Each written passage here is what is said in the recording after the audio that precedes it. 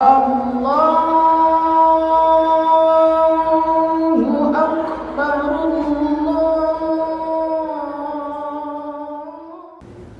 Assalamualaikum warahmatullahi wabarakatuh.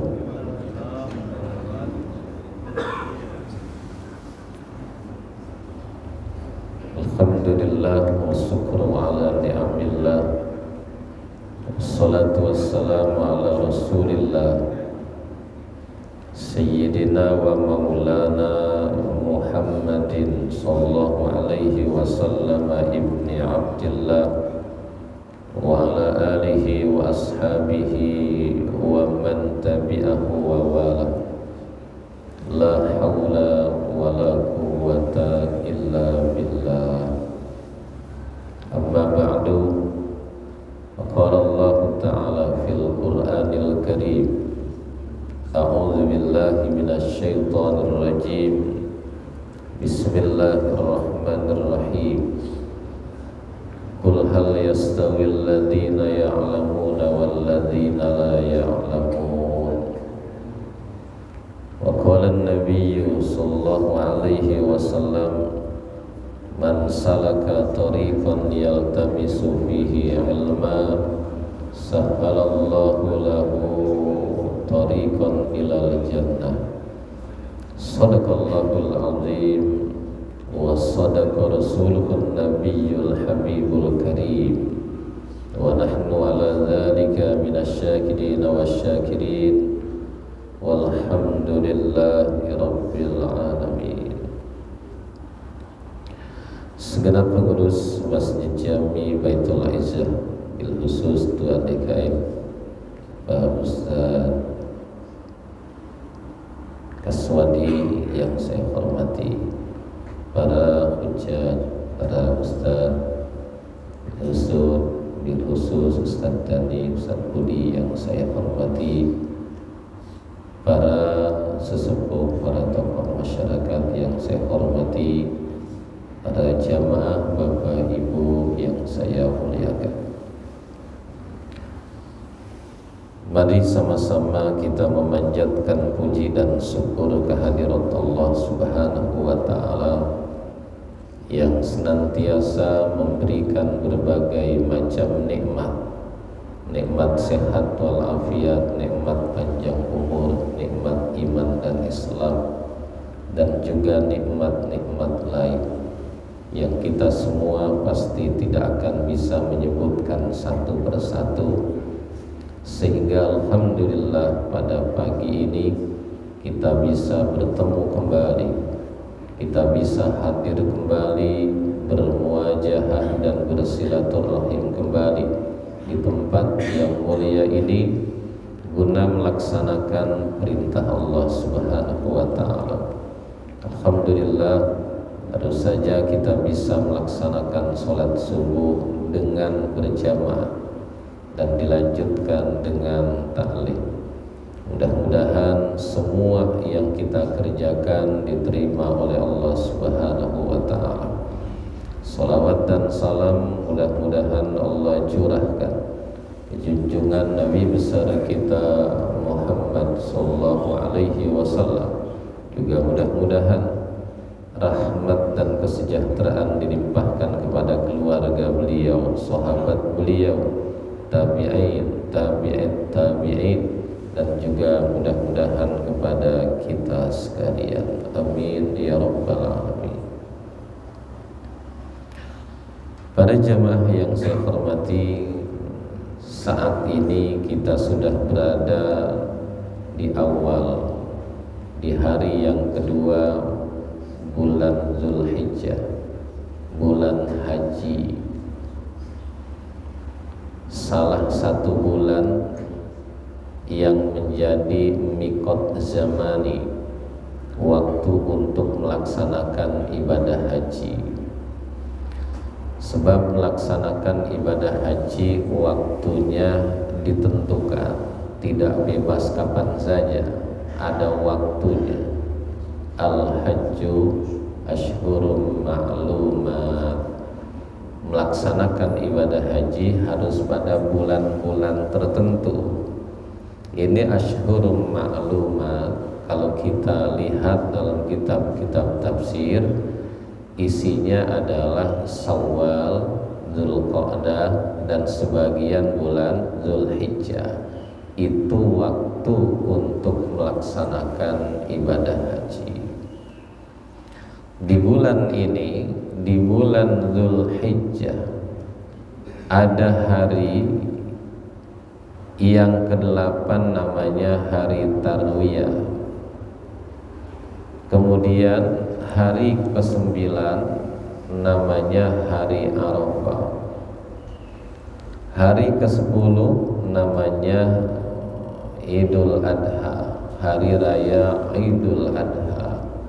Tanggal 11, 12, dan 13 namanya Ayyamut Tasyrik.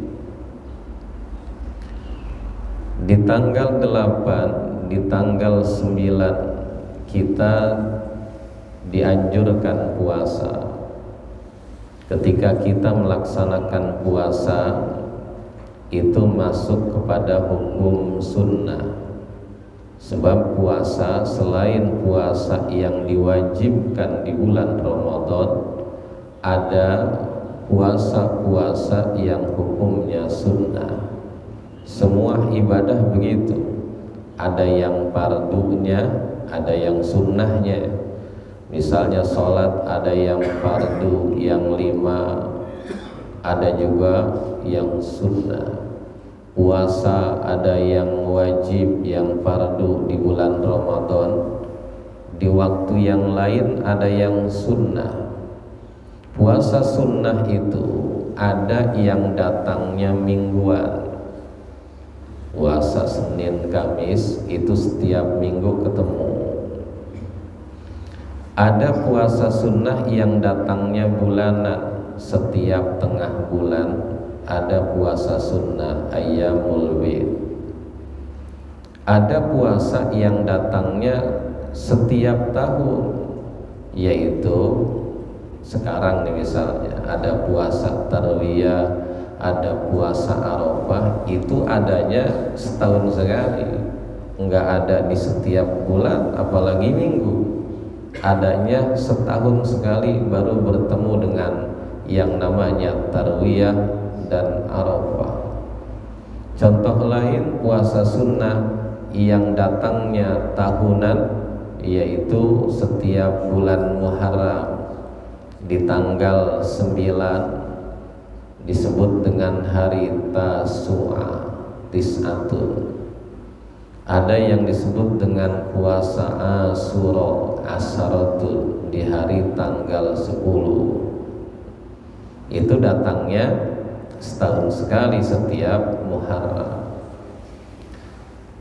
Ada lagi puasa yang setiap setahun sekali, yaitu puasa setiap awal bulan Syawal, yaitu tanggal 2 sampai tanggal 7, 6 hari. Sittan min Syawalin, puasa hari kedua, kan tanggal 1-nya Idul Fitri, besok tanggal 2 udah sunnah lagi kita puasa 2, 3, 4, 5, 6, 7. Siapa orang yang melaksanakan puasa Ramadan kemudian diiringi dengan 6 hari puasa di bulan Syawal, sunnah itu, maka kata Nabi, kana kasiyamid dahri, dia akan mendapatkan pahala seperti puasa setahun.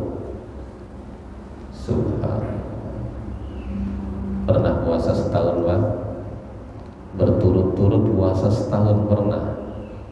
Nah, kalau misalnya kita enggak pernah, kita bisa mendapatkan pahalanya dengan puasa Ramadan ditambahin 6 hari. Gampang ngomongnya tuh, ya, ditambahin 6 hari. Cuma itu puasa terasa berat. Apa sebabnya? Karena makanan banyak, minuman banyak, saudara pada datang, duit masih banyak, Kayaknya kalau puasa nggak betah juga. Ya. Maka puasa seperti itu pahalanya kasiyamid dahri, kata Nabi, seperti pahala orang puasa setahun. Pernah saya sampaikan, puasa ini pahalanya setahun. Bagaimana ngitungnya? Begini, kalau dalam ajaran agama kita itu seperti yang dijelaskan dalam Al-Quran, satu kebaikan itu balasannya 10. Ang ja'a bil hasanati falahu asyru amsalihha. Satu kebaikan balasannya 10. Maka kalau misalnya kita puasa 1 bulan Ramadan, maka pahalanya seperti 10 bulan. Ya, kalau kita 1 bulan Ramadan puasa, pahalanya seperti 10 bulan. Ditambahin yang 6 hari. Kalau 6 hari berarti kita puasa seperti 60 hari. 60 hari berapa bulan? 2 bulan. 10 bulan tambah 2 bulan, 12 bulan. Berarti keharta ya. Karena kasiyamid dahri, maka puasa itu orang mendapatkan pahala seperti pahala puasa 1 tahun. Pernah dengar cerita, katanya di daerah Jawa ada yang suka cerita tuh jamaah. Kalau di daerah saya itu Ustadz katanya, kalau habis sholat Id itu, ya sholat Id, besoknya itu sepi lagi. Ya, habis sholat Id sepi lagi besoknya. Apa sebabnya? Karena pada puasa lagi, semua puasa. Nanti kalau sudah selesai 6 hari sampai tanggal 7 Syawal, baru setelah itu rame lagi. Nah itu begitu, ada yang begitu. Saya bilang itu mah masyarakatnya nurut ke kiai kayaknya. Ya, masyarakatnya nurut kiai, diajak kiai, hoi semua puasa. Tapi di Tangerang coba ada diajak kiai, masyarakatnya puasa semua. Kiainya nggak puasa, maka nggak manjur akhirnya. Kadang-kadang yang puasa digangguin. Wah, yang puasa digangguin. Saya dulu punya orang tua tuh almarhum, setiap tanggal 2 Syawal mulai puasa lagi sama ibu itu. Ya, sedangkan kita tuh keluarga asal hari kedua ke makam sama-sama. Itu anak, orang tua, anak, cucu kumpul semua di makam. Di situ dibuat acara zikir bersama atau berdoa bersama untuk almarhum almarhumah. Kemudian terkadang ada yang tampil memberikan tausiah di antara keluarga. Beres makan, itu udah disiapkan semua di keliling makam, itu udah pada siap yang nyiapin makan. Maka yang kuat puasa itu tetap puasa dia, tapi suka digangguin di ayo bareng, ayo gitu kan. Malah kita jadi setan. Tapi yang kuat ya kuat aja dia puasa. Para jemaah Bapak Ibu yang saya hormati, nah kita di bulan ini di tanggal 9 bulan ini yang disebut dengan hari Arafah, kita disunnahkan puasa. Tetapi bagi orang-orang yang sedang melaksanakan haji, yang sedang wukuf di padang Arafah, itu tidak disunnahkan puasa. Apa sebabnya? Nabi kita Muhammad sallallahu alaihi wasallam, beliau ketika wukuf di padang Arafah tidak puasa. Pada waktu Nabi wukuf, sahabat pada bertanya-tanya, itu Nabi puasa apa enggak? Nabi itu puasa atau tidak? Maka biar jelas Nabi itu puasa atau tidak, ada yang membuatkan segelas susu, diantarkannya kepada Nabi kita Muhammad sallallahu alaihi wasallam. Itu susu diminum oleh Nabi. Itu dalilnya bahwa Nabi enggak puasa pada waktu Arafah. Nah, cuma di tahun ini kayaknya berbeda. Arafah di Indonesia dengan Arafah di Mekah nggak sama tuh. Saya dapat berita bahwa di Mekah itu tanggal 1 Zulhijjah bukan hari Sabtu, hari Jumat. Termasuk dari Darul Ifta Mesir, ya, dari Mesir juga sama, itu tanggal satunya adalah Jumat. Maka kalau misalnya Jumat tanggal 1 Zulhijjah, maka hari rayanya adalah hari Ahad. Hari Ahad. Maka kalau hari rayanya Ahad, berarti Arafahnya Sabtu. Nah, kalau di kita hari rayanya Senin, maka berarti Arafahnya Ahad. Maka berbeda berarti ya, berarti berbeda.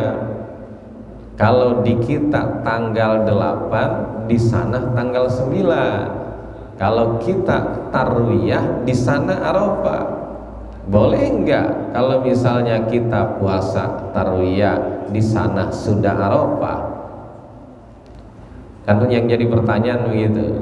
Jadi kalau misalnya kita di hari tarwiyah, boleh enggak kita melakukan puasa Arafah karena kita tahu di Mekah sudah Arafah? Nah, itu jawabannya, kita itu harus mengikuti di mana kita tinggal. Kalau kita tinggalnya di Indonesia, kita lagi tarwiyah, ya tarwiyah aja, walaupun kita tahu di Mekah Arafah. Memang suka begitu terjadi perbedaan antara kita dengan negeri lain, orang jauh. Jangankan kita dengan negeri lain, urusan waktu itu kita misalnya dengan Mekah bedanya 4 jam. Kalau kita mau nelpon dari Mekah setelah sholat Isya, maka di Indonesia udah tengah malam tuh, ngeganggu kan. Jadi harus tahu nelpon kapan gitu. Nah, itu Mesir itu perbedaannya dengan kita itu sekitar 5 jam. 5 jam. Maka kalau misalnya di Tangerang sudah tengah malam, dia masih sore ya, masih sore. Nah, itu suka perbedaan. Ya, waktu antara Jakarta dengan Tangerang aja nggak sama kok, ya kan? Jakarta dengan Tangerang nggak sama. Surabaya dengan Tangerang nggak sama. Ketika kita buka puasa, lagi nungguin di televisi waktu buka puasa Tangerang, tiba-tiba di televisi ada pengumuman Surabaya maghrib. Boleh kita ikut buka bersama orang Surabaya? Kan nggak boleh pasti, ya nggak boleh. Maka berarti kita tunggu waktu Tangerang. Boleh kita ngikutin Surabaya? Boleh, asal kita adanya di Surabaya. Maka kalau mau buka cepat ke Surabaya dulu sono, ya, buka ikut sama orang Surabaya gitu. Pasti duluan daripada orang Tangerang. Nah, puasa di hari Arafah itu pahalanya luar biasa. Ada keterangan saumu yaumi arafata yukaffiru sanatain madiyatan wa mustaqbalatan. Artinya puasa di hari Arafah itu pahalanya menghapuskan dosa yang dilakukan 2 tahun. Coba orang melakukan dosa 2 tahun banyak, jangankan 2 tahun, sehari juga sudah banyak dosa kita, apalagi sampai 2 tahun. Maka melaksanakan puasa di tanggal 9, kata Nabi, itu pahalanya menghapuskan dosa yang dilakukan 2 tahun, setahun yang lalu, setahun yang akan datang, madiyatan wa mustaqbalatan. Itu sabda Nabi kita Muhammad sallallahu alaihi wasallam. Dan kemudian di tanggal 10 yang disebut dengan Yaumun Nahar atau disebut dengan Hari Raya Idul Adha, pada hari ini yang paling utama kita lakukan, yang paling dicintai oleh Allah Subhanahu wa taala adalah berkurban. Sebagaimana dalam hadis Nabi kita Muhammad sallallahu alaihi wasallam, ma amila ibnu adam yauman nahri min amalin ahabba ilallah min iraqatid dam. Artinya tidak ada amalan seorang hamba pada hari raya Idul Adha yang lebih dicintai oleh Allah, ahabba ilallah min iraqatid dam, selain daripada mengalirkan darah. Maksudnya adalah berkurban. Tapi kalau di kota orang udah pada ngerti dengan korban dan pada kuat. Alhamdulillah tadi saya dengar sudah berapa? 15 sih tapi ya, 15. Kalau ke kampung, jauh ke kampung. Walaupun orang beli kambing dari kampung, ya, tapi di kampung nggak ada yang korban. Masyarakatnya banyak, masjidnya gede, yang korbannya kambing cuma 2 ekor. Ngebaginya gimana tuh kira-kira? Repot itu gitu, ya. Maka kalau di kota, masya Allah, di sini banyak, di sana banyak.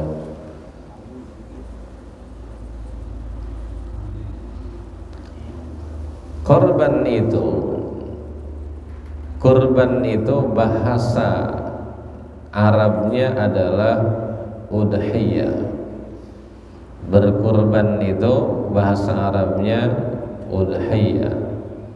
Doha yudhi tadhiyah, itu maknanya menyembelih. Kalau dohiyah jamaknya dohaya, itu binatang yang disembelih untuk kurban. Atau udhiyah atau adohi itu juga sama. Jadi apa itu udhiyah? Apa itu kurban? Ma yudbahu minal ibil awil baqari awil ghanam awil ma'zi taqarruban ilallahi ta'ala yaumal id. Kurban itu adalah hewan yang disembelih, baik itu unta, sapi, domba, atau kambing Jawa. Penyembelihan itu tujuannya adalah taqarruban ilallahi ta'ala, mendekatkan diri kepada Allah Subhanahu wa ta'ala, yaumal id, dan melakukannya di hari raya atau di hari-hari tasyrik. Ini definisi nih, berarti korban itu berarti harus menggunakan hewan yang sudah saya sebutkan, entah itu unta, sapi, domba, kambing Jawa, dan tujuan penyembelihan taqarruban ilallah. Taqarruban ilallah. Nawaitu an adbaha hadhihi udhiyata anu bin anu taqarruban ilallah. Maka ketika orang nyembelih hewan itu kan diniatkan tuh. Nyembelih hewan itu diniatkan. Begitu dia mau sembelih, dia niatnya nawaitu an azbaha, saya niat menyembelih hadhihi udhiyata anu bin anu, ini kurbannya anu bin anu, anu bin anu. Kalau sapi 7 anu bin anu ya berarti. Ya, itu taqarruban ilallah. Ya, itu niatnya tuh begitu. Itu niatnya.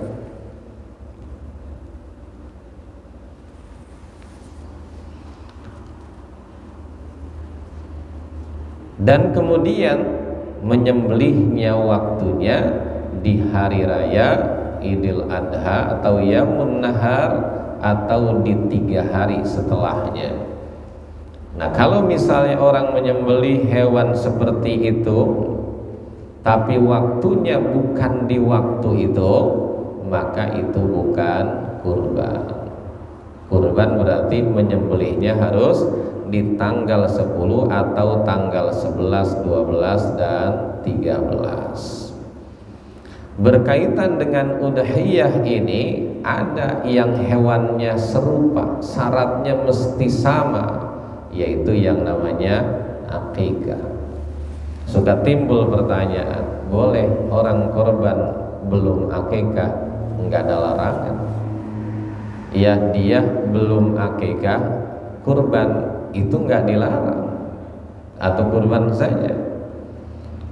Terus pertanyaannya, mana yang harus didahulukan antara kurban dengan akikah? Tergantung waktunya. Kalau misalnya di musim ini, di di hari raya Idul Adha atau di hari tasyrik, dia punya rezeki bisa beli hewan itu, maka itu sebaiknya kurban. Ya, sebaiknya kurban. Kalau dia punya di waktu yang lain, silahkan kalau belum akikah. Karena mengikuti hadis Nabi kita Muhammad sallallahu alaihi wasallam, ma amila ibnu Adam yauman nahri min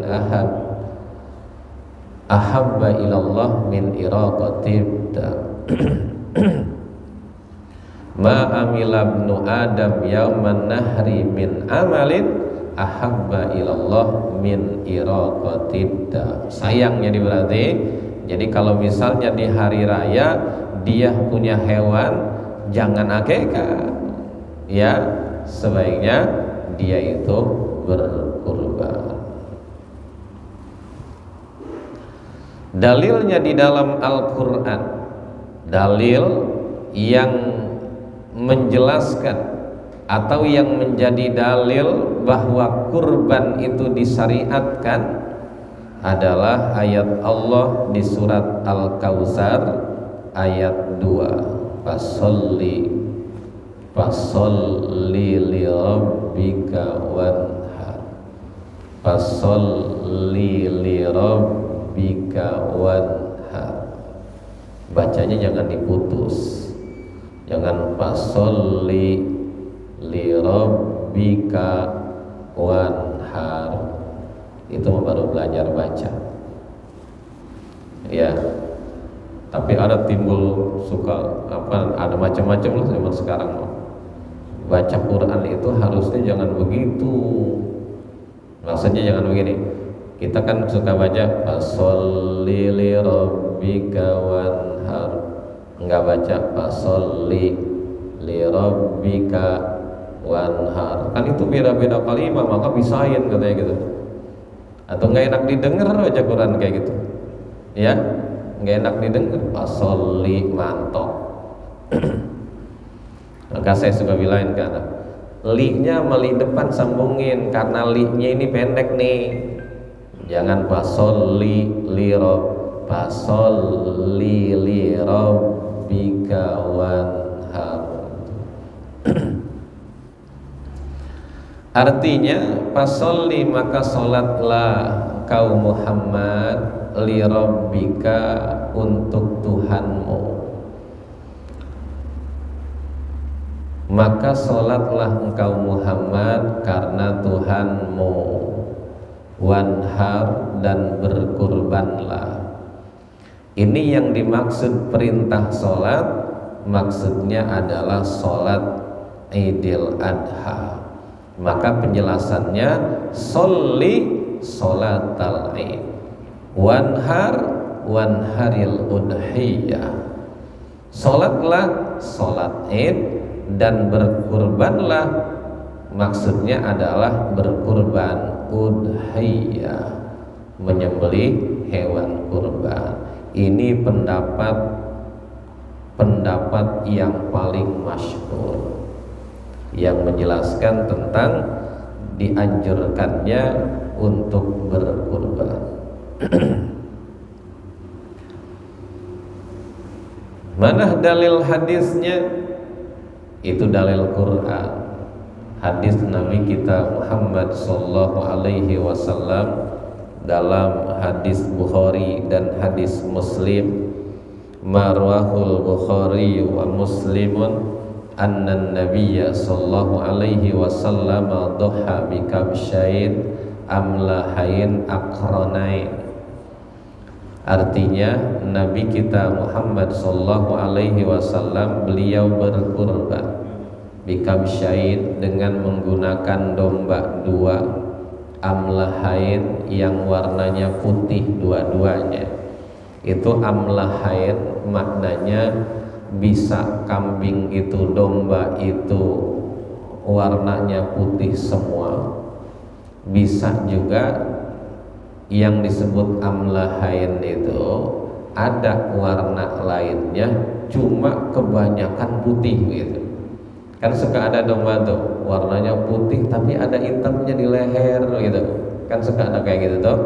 Maka kalau misalnya kebanyakan putihnya daripada warna lainnya, itu masih disebut amlahun, amlahain.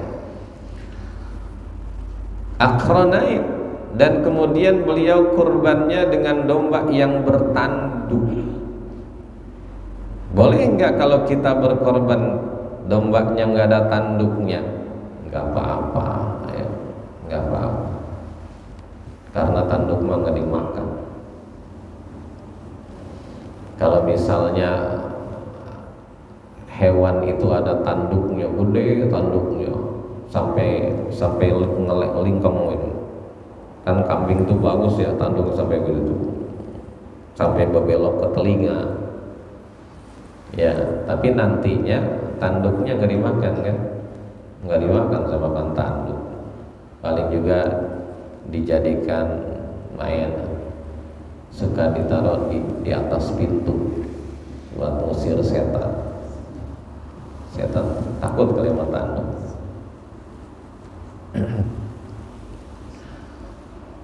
Dabahahu ma'biyani, dan kemudian beliau sembelih itu hewan kurbannya dengan tangan beliau. Nah itu artinya menjadi dalil ini, orang kalau korban dan kemudian yang korbannya bisa nyembelih, sembelih sendiri aja. Berarti panitia nggak perlu ngupain tuh ya. Sembelih sendiri aja kalau misalnya memang berani dan bisa. Tapi nggak bisa jangan maksa ya, ntar dibaduk lagi. Wasamma wa kabbar, beliau mengucapkan bismillah ketika menyembelihnya, bahwa memang segala perkara yang baik apabila tidak diawali dengan bismillah enggak berkah. Kullu amrin dzibalin la yubda'u fihi bi bismillahirrahmanirrahim, bahwa akto masyhur itu di pondok mah. Setiap perkara yang baik apabila tidak diawali dengan bismillah enggak berkah. Maka ini menyembelih hewan kurban itu perkara ibadah, perkara kebaikan, maka diawali dengan bismillah. Ini berarti hukumnya nanti nggak wajib, cuma sunnah. Boleh nggak orang menyembelih hewan nggak bismillah? Kalau yang nyembelihnya orang Islam nggak bismillah juga halal aja itu hewan. Misalnya dia nyembelih ayam nih, potong, udah potong aja. Tapi yang nyembelihnya orang Islam itu halal lagi. Tapi keterlaluan banget ya, orang nyembelih hewan nggak bismillah acan ya. Misalnya harusnya baca bismillah atau ditambahin dengan baca sholawat atau lagi ditambahin dengan baca takbir misalnya. Wa kabbaro, Nabi juga selain baca bismillah beliau membaca takbir. Wa wada'a rijlahu ala sipahihima, dan kemudian beliau meletakkan kakinya di samping lehernya. Kan menyembelih hewan itu disunnahkan hewannya dihadapkan ke kiblat, yang nyembelihnya ngadep kiblat. Jadi dua-duanya, hewan yang disembelih dihadapkan ke kiblat, orang yang nyembelihnya ngadep kiblat. Bisa ya? Bisa. Yang suka jadi banyolan mah, yang suka dijadikan banyolan menyembelih yang nggak boleh pakai sendal. Ya, jadi kalau lagi nyembelih itu nggak boleh pakai sendal, nggak bakalan potong. Ada yang marah Pak itu, ada yang marah.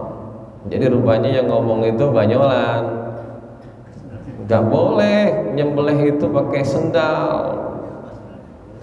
Bukan sendal. Banyolan padahal. Masa iya nyembelih pakai sendal?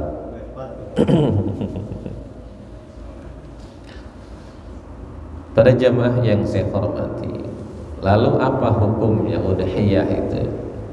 Nyembelih hewan itu, berkurban itu hukumnya apa?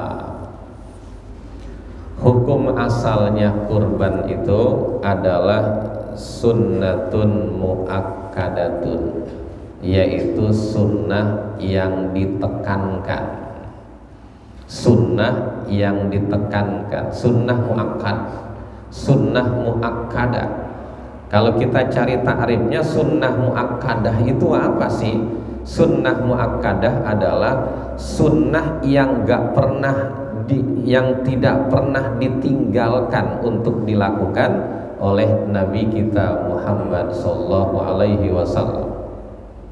Sunnah yang lazim dilakukan oleh Nabi. Nabi nggak pernah ninggalin tuh berarti.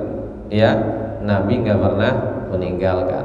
Maka berarti kurban ini, kalau misalnya di tahun kemarin kita kurban karena mampu, kita kan diperintahkan tuh, dianjurkan.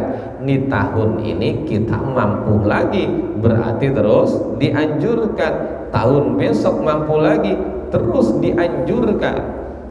Jadi setiap kita mampu, berarti terus dianjurkan berkurban. Berarti nggak ada bahasa begini, saya mau udah kurban kemarin, berarti nggak korban-korban lagi, maksudnya gitu ya. Dianggap korban tuh sekali gitu. Beda dengan akikah. Akikah berapa kali? Akikah mau sekali ya?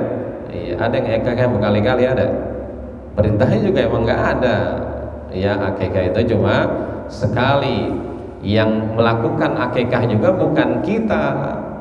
Yang melakukan akikah adalah orang tua kita di saat kita umur 7 hari. Di saat kita umur 7 hari, ngitung harinya itu hari lahirnya dihitung. Kalau kita lahirnya hari Senin, berarti hari pertama tuh Senin, Selasa, Rabu, Kamis, Jumat, Sabtu, Ahad. Berarti di Ahad itu potongin kambing, akikah buat anaknya. Nggak ada duitnya. Kalau misalnya nggak ada uangnya, berarti bisa mundur nanti di hari ke-40 misalnya. Ya. Kemudian masih belum punya juga, nanti kalau udah setahun nggak punya juga, nanti 7 tahun. Nanti kalau disunat. Kalau misalnya nggak bisa juga sampai balik. Nah, kalau sudah balik mah itu anak udah nggak boleh nuntut orang tua tuh. Ya, jadi silahkan kalau kita mau akikah ya akikah sendiri. Kita misalnya tahu nih sekarang udah gede, tanya orang tua kita, dulu diakekahin nggak? Wah enggak. Kalau kata orang kampung saya, boro-boro akekah gitu. Ya nyari duitnya susah mungkin dulu mah. Kan dulu mah kalau orang tani mah nungguin hasil panen. Saya ingat dulu waktu saya belajar ngaji itu di pondok kiai nyuruh beli kitab Ihya Ulumuddin karya Imam Ghazali. Kata kiai, beli kitab Ihya ya, yuk kita ngaji kitab Ihya. Akhirnya saya senang, buru-buru bilang sama orang tua, tuh dibeliinnya lama, yang nggak punya duit, ya. Harganya berapa? Saya ingat itu harganya 12.000. 12.000. Kalau nggak salah itu sekitar saya baru keluar PGA 87, ya bangsa 88 lah, tahun 88 itu jilidnya kan 4 ya. Ya 4 gini lah nih. Ini satu nih. Ini 4 gini nih kitab Ihya itu, bahkan agak kecilan dikit kayaknya. Harganya 12.000, kebelinya lama, berbulan-bulan nungguin pohon terong kepetik. Waktu itu pohon terongnya belum gede, ya. Dari mana itu? Paling juga kelapa sewaktu-waktu. Nah itu sekarang kitab itu kalau kita beli sekarang diperkirakan ya 500.000 kayaknya. Itu sekarang sekitar 500.000. Tapi alhamdulillah begitu saya punya anak dan anak saya minta beli kitab, saya mah selalu kebeli cepat. Saya suka ngomong bilang gini, kalau kamu minta beli kitab, sekarang minta bapak beliin bisa, asal toko kitabnya masih buka. Gitu. Suka ngomong gitu, ngingetin apa? Ingat dulu waktu saya beli susah gitu. Ya, susah.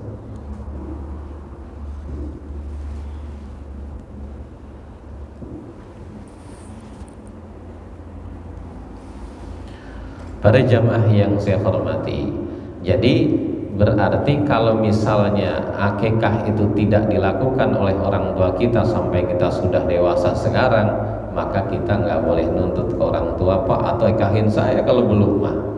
Ya itu nggak boleh begitu. Jadi kalau kita mampu, silahkan kita akikah sendiri. Jadi hukumnya mah adalah sunnah muakkadah. Cuma terkadang kurban itu menjadi wajib dengan 2 sebab. Kurban itu sunnatun muakkadatun walakinnaha qad tajibu. Hukumnya mah sunnah muakkadah, cuma terkadang jadi wajib li sababain isnain, dengan 2 sebab. Sebab pertama, orang yang kurban itu dia memberikan isyarat menunjuk hewan kurbannya. Dia bilang ini buat korban saya.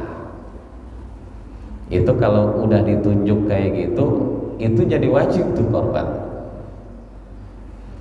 Dalam kitab ini dicontohkan hadhihi udhiyati. Dia punya hewan tuh. Ketika entah orang itu bertanya ataupun dia memberikan informasi, ada yang tanya, "Bang, itu kambing siapa?" Dia jawab, "Hadhihi udhiyati, ini korban saya." Itu jadi wajib itu. Itu jadi wajib. Atau sa'udhi bihadhihi syat, saya akan korban dengan kambing ini, maka itu menjadi wajib. Yang kedua, sebabnya dia nazarkan. Dia nazar. Kan yang sunnah itu kalau dinazarkan menjadi wajib. Semua sunnah dinazarkan menjadi wajib. Sholat sunnah dinazarkan wajib, puasa sunnah dinazarkan wajib. Iktikaf di masjid ini, kita masuk masjid buru-buru niat iktikaf, jadi kita duduknya di masjid dapat pahala, apalagi ditambah sambil ngaji, sambil baca Quran, berzikir kepada Allah, berarti banyak dapat pahala. Itu iktikaf sunnah. Tapi kalau kita nazarkan maka menjadi wajib. Ada keterangan agar kita mendapatkan pahalanya pahala wajib, maka kita niatnya nazar. Begitu dia masuk masjid, saya nazar iktikaf di masjid ini, maka itu udah bukan sunnah, Pak. Ya, itu bukan sunnah, itu wajib jadinya iktikaf. Maka kita mendapatkan pahalanya adalah pahala wajib. Sebab pahala wajib dengan pahala sunnah tidak sama.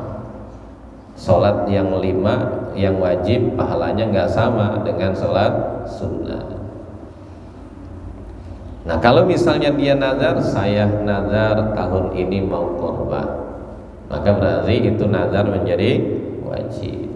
Nah, nanti kalau sudah menjadi wajib, itu hukumnya, hukum memakannya itu berbeda.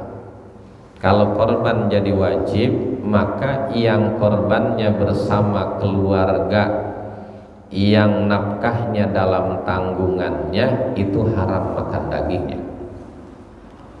Saya ulangi biar nggak salah pahamnya. Kalau korban sudah jadi wajib, maka nanti yang korbannya bersama keluarganya. Keluarga itu maksudnya orang-orang yang nafkahnya dalam tanggungan dia. Beda dengan keluarga yang udah misah, yang udah nggak dinafkahin, beda itu. Ya, ini berarti keluarga yang masih wajib dalam tanggungannya, maka itu haram memakan daging korbannya. Nyahnya kemana nih? Nyahnya ke yang punya korban. Ya, kalau berarti kalau ke korban yang lain mah nggak apa-apa. Yang nggak boleh tuh korban yang tadi dinazarkan. Kalau makan korban yang lain ya nggak apa-apa. Itu kalau korbannya sudah jadi wajib. Bagaimana kalau korbannya korban sunnah yang tidak dinazarkan misalnya? Maka itu makan daging kurbannya bukan hanya boleh, bahkan sunnah. Alasannya litabarruk, untuk ngalap berkah. Nabi kita Muhammad sallallahu alaihi wasallam, beliau ketika berkurban ngambil hatinya, bukan ngambil pahanya, Bu. Ya. Ngambil hatinya. Berarti ngambilnya banyak enggak kalau udah? Kalau hatinya kan enggak banyak ya, berarti memang al-afdol, utamanya itu bahwa yang kurban makannya dalam bahasa fikih itu lukmatan au luqoman. Bahasanya sesuap atau beberapa suap. Itu maksudnya berarti gambarannya makannya nggak banyak begitu, sesuap atau beberapa suap. Walaupun boleh, ini bahasanya bukan mesti, boleh kalau yang kurban ngambil sampai sepertiganya, boleh. Misalnya gini, orang kurban itu kambing tuh, ternyata kambing itu ada 30 kilo, maka dia boleh sampai ngambil 10 kilo. Tapi nggak bagus lah kalau misalnya ngambil sampai banyak. Yang utamanya mengambilnya tidak banyak. Luqoman au luqoman, lukmatan au luqoman, bahasanya begitu.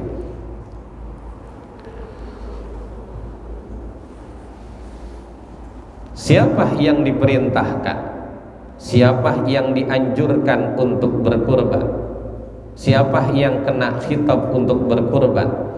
Man huwal mukhatab bil udhiyah, yaitu orang-orang yang terpenuhi syaratnya.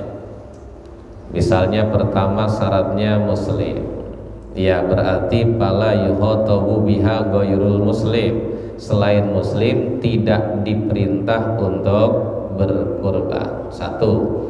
Kemudian yang kedua, al-bulugh wal aqlu, balik berakal sehat, berarti namanya mukallaf. Kalau tidak mukallaf berarti belum balik, masih anak-anak, nggak diperintah berkurban. Atau tidak berakal sehat, yang gila, nggak diperintahkan untuk berkurban, berarti taklifnya itu gugur, dia nggak diperintahkan untuk itu. Dan kemudian yang terakhir syaratnya istitoah. Ini di istilah ini ada istitoah, kita ingat seperti haji ya. Haji itu orang yang wajib, yaitu orang yang istitoah, manis tatoa ilaihi sabila.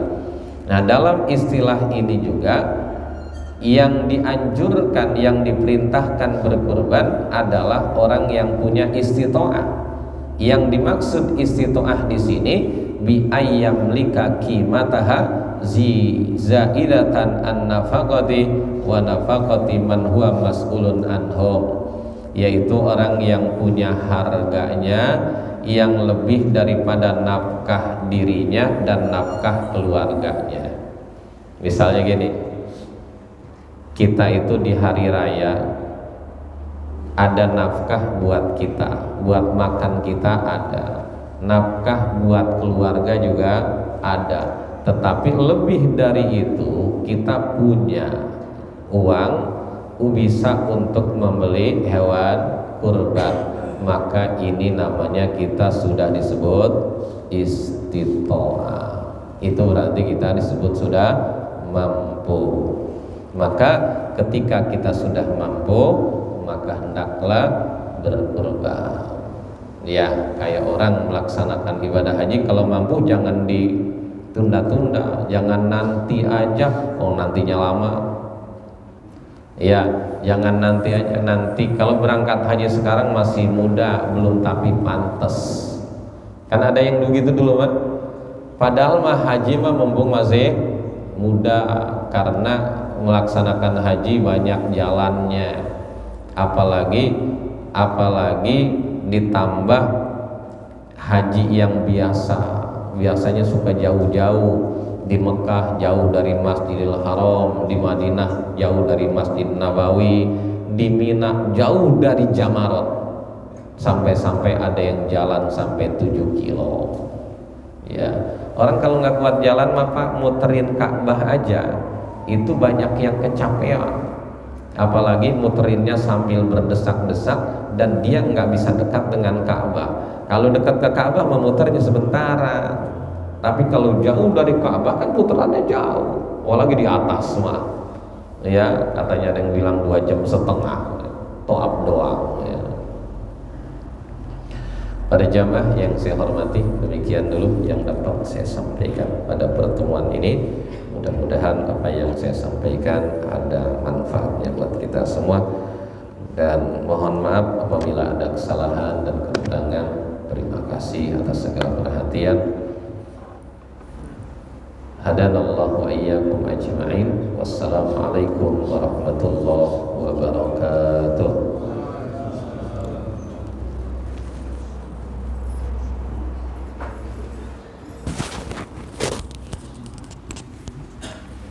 Allah